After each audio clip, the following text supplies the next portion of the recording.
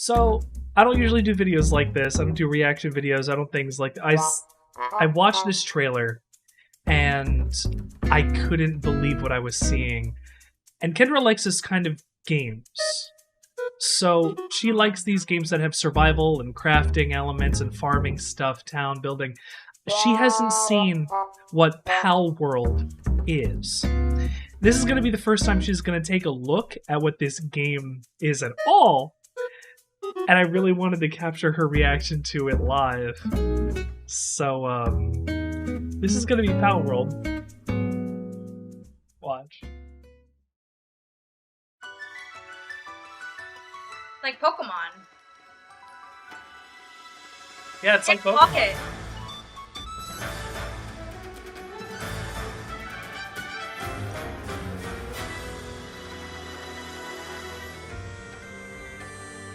Penguins. They build a house, it's nice. They water flowers. This is literally farming Pokemon.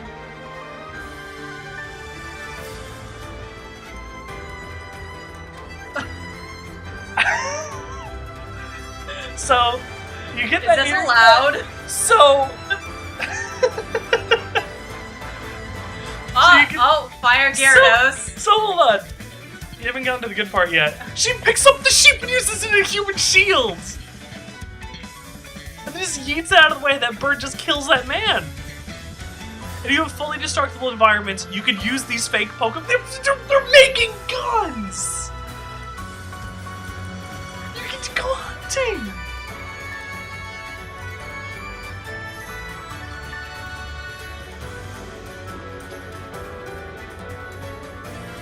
That's cheating. This is ridiculous, right?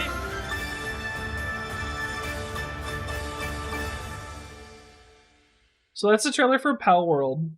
I'm gonna go to its store page so I can read you some of the points. I'm gonna play it. PALWORLD's release date is sometime in 2022. What is the game about? PALWORLD is a game about living a slow life with mysterious creatures, HAL, or throwing yourself into life and death battles with poachers. You can make pals fight, breed, help with farming, or work in factories. You can also sell them off, or even slaughter them to eat. That, however, is forbidden by law. The world is full of dangers and food shortages, harsh weather, and illegal poachers. You might need to consume pals sometimes.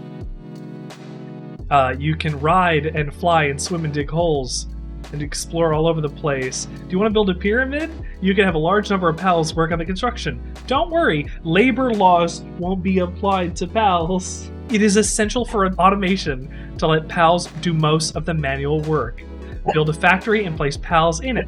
They will work forever, and then you can breed them, and then with pals, you'll be safe in dangerous areas. If you're in danger, you can use pals to cover your escape. They'll give their lives to protect you. And it supports multiplayer. You and your friends can both shoot up some animals. Oh, and the best part of this for me was, for poaching and crime, endangered species pals live in hunting prohibited areas. If you sneak in and catch them, you'll get tons of money, and it's only illegal if you get caught. Isn't that how most illegal things are? Exactly. This game had to have been made by committee. Like, they said, what mechanics are going to be in this game? And they said yes. Like, what do you think about this? As somebody who doesn't play like shooters and things, you play a lot of Stardew Valley, you play like my time at Porsche, you play The Sims. What else are you playing at Eco right now? Yeah. So like, when you see this game and all of this fucking gun nonsense, what are you feeling about it?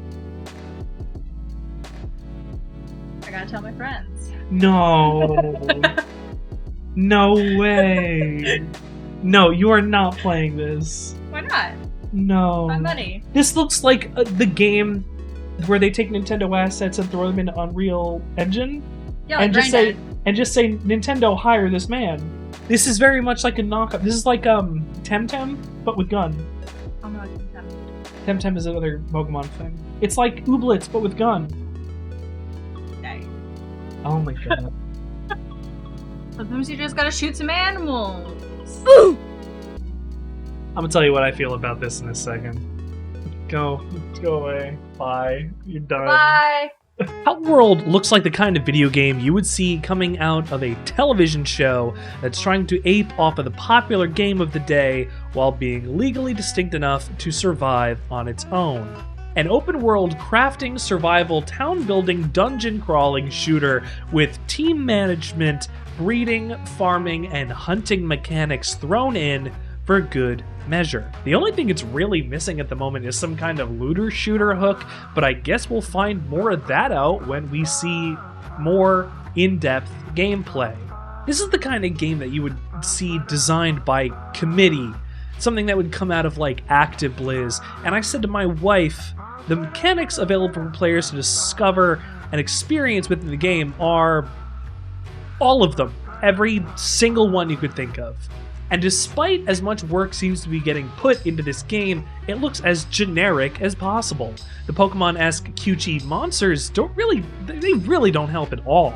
I mean, one of them specifically looks like a completely reskinned or recolored Lycanroc, and that's just far too on the nose. This is the kind of game that you would ask a new friend how many hours that they put into it to decide whether or not they're completely deranged.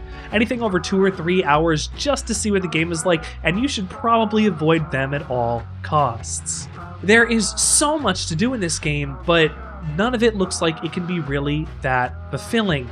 And how can it be when there are so many possible things to do? Development time is going to either spread itself really thin equally among each aspect, or they'll favor only the best and most interesting parts and leave the others completely unfinished and lacking, and players are going to be the ones holding the bag in the end. The only thing about it that's actually holding my attention is that they aren't shoving those tiny chibi sprites on our faces and trying to pass them off as fun or interesting design and making us pay full price for it. And yes, I am talking to you, Diamond and Pearl remakes. At least this game has the balls to try and do something different, even though it's samey, instead of falling to that same formula. But that doesn't mean that it'll be any good either, however. But it might be, and I want to give the benefit of the doubt, but as I said, it's got so much in it to probably ever be actually satisfying enough, focusing on the 1 or 2 aspects that you could possibly enjoy. I'll keep my eye on this one, mainly just to see how badly it flops. Prove me wrong, Pocket Pear.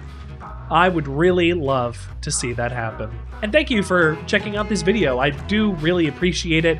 And if you made it this far, why not give me a like? I mean, there's nothing really to lose. You watch the whole thing. Or at least, maybe, you could let me know how you feel about the game yourself in the comments below. Because I can kind of already see that it's going to come out to be 2 things. Either it's going to be incredibly divisive, or the world will agree with me. My wife can't possibly be the only person that's interested in this game after all. And I've been interested in keeping my eye on some indie titles here and there, and I'll be reporting on more of those soon. But I also play Rainbow Six Siege, as you've probably already seen. I do some editorials and analysis and reports on things that I find interesting. And if you want to see more of these, please drop a subscription. I think that would be fantastic. I'd really appreciate it. And with that, I think that's pretty much everything that needs to be said about this game at the moment. So I'll catch you on the flip.